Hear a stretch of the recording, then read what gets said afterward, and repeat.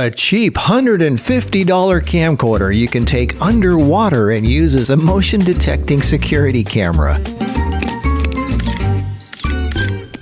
Somebody in the comments asked me what I thought of this cheap little Minolta camcorder. It's an MN4K300WP. I didn't even know Minolta made camcorders, but I remember in the 70s, Minolta actually made some pretty decent cameras. They were kind of neck and neck with, I guess, Pentax. Maxim, the world's first SLR with built-in autofocus. Only from the mind of Minolta.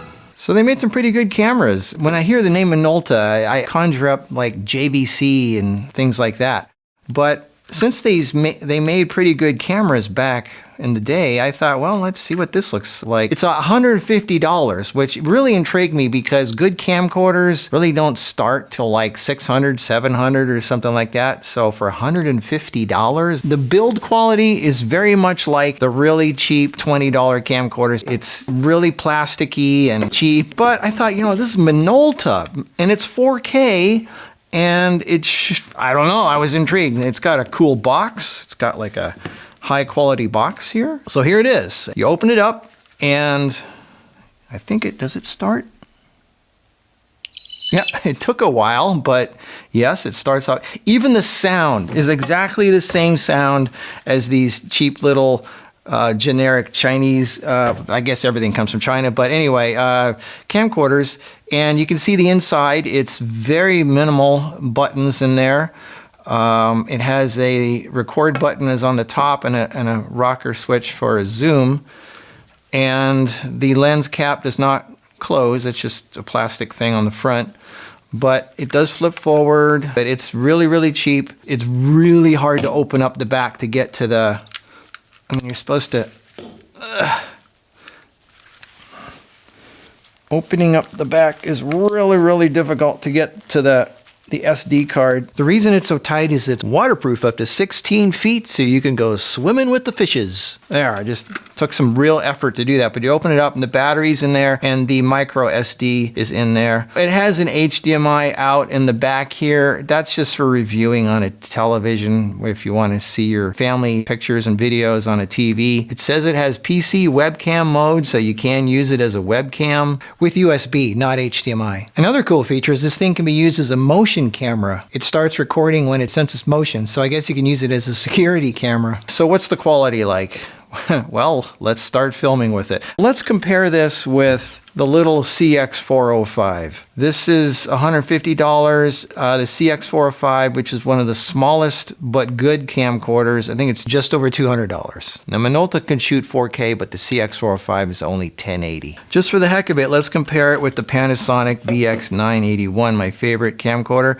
It's actually, the VX981 is actually smaller than the Minolta, but I think the sensor is probably around the same size. Let's start comparing. And this is what it looks like. It looks like it's a little on the green side, so you have to do some color adjusting after the fact. So this is the Minolta. This is indoors, it's a set, but it's high contrast. You got a lot of dark and light in there.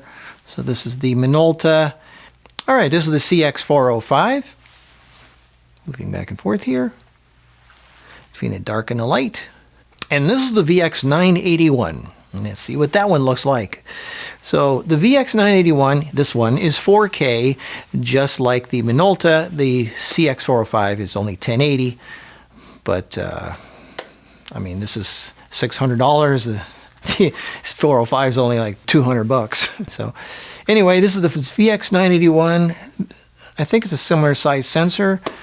But it's three times the price of the Minolta. This is what the Minolta looks like when it's on wide before I zoom in. So I shall now zoom in to see what that looks like. And this is what the Minolta looks like in the midway zoom range. And here it is closer up.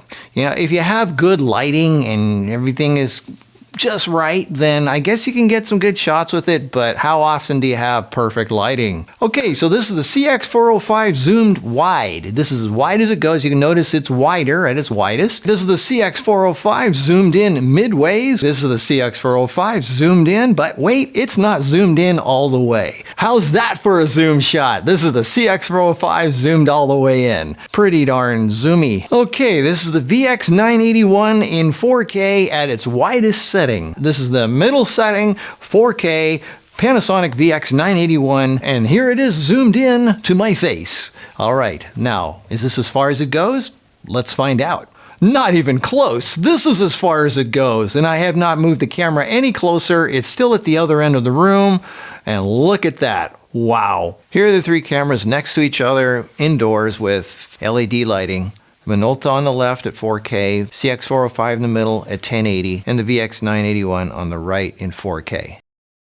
And here we are closer in bright sunlight with the Minolta, and next to it we have the VX981, both 4K cameras, both recording in sunlight. Indoors, but it's sunlight. Here it is in low light, just walking around. I guess you could use it, but it's not super high quality. But then again, what camera is really good quality and really low light? But this is low light in the middle of the night. This is what it looks like. Cameras like this are usually made for bright lights, out in sunlight or something like that. It can take 56 megapixel photos. So here's some photos taken with it. This is what 56 megapixel pictures look like taken with this Minolta camcorder. Not bad for a camcorder. Now the zoom is a joke. Here it is zooming. Look at this. It's actually zooming in. This is the zoom. It's like tick, tick, tick, tick, tick, tick. And here it is zooming out. Tick, tick, tick, tick, tick. It's not even smooth. It doesn't really zoom that much. When it does, it's kind of ratchety. Here's the zoom range on the Minolta. But look at the 405. Look at this. Look at that zoom. Look at that thing go. It's a 60 times zoom. Look at the zoom on this thing. It says it has stabilization. I didn't find that to be true. It basically has no stabilization at all. So this is what it sounds like, and this is what the stabilization or lack of is like on this camera. This is not a walking and talking camera. So here I'm just walking. This is what the stabilization looks like with the Minolta. Now the CX405, it has pretty good stabilization, pretty impressive. So when you put the two next to each other, you can really see the difference. But the image quality and colors are surprisingly good. The Minolta can take some good shots, especially outdoors, but it needs to be on a tripod. You can't hand-hold this thing. Here are just some random shots with the Minolta. It takes great shots outdoors or in bright light, and that's kind of the key, having good lighting. And it seems to like sunlight the best. I was quite impressed. Outdoors, this thing the colors are great, and it's pretty sharp. And I mean, for $150, this is an amazing camera for $150 outdoors. Just make sure you have a lot of light. But indoors, it's a hit or miss, especially if you have low light or artificial light or LEDs or any kind of light bulbs. For $150, it's not an A7S III.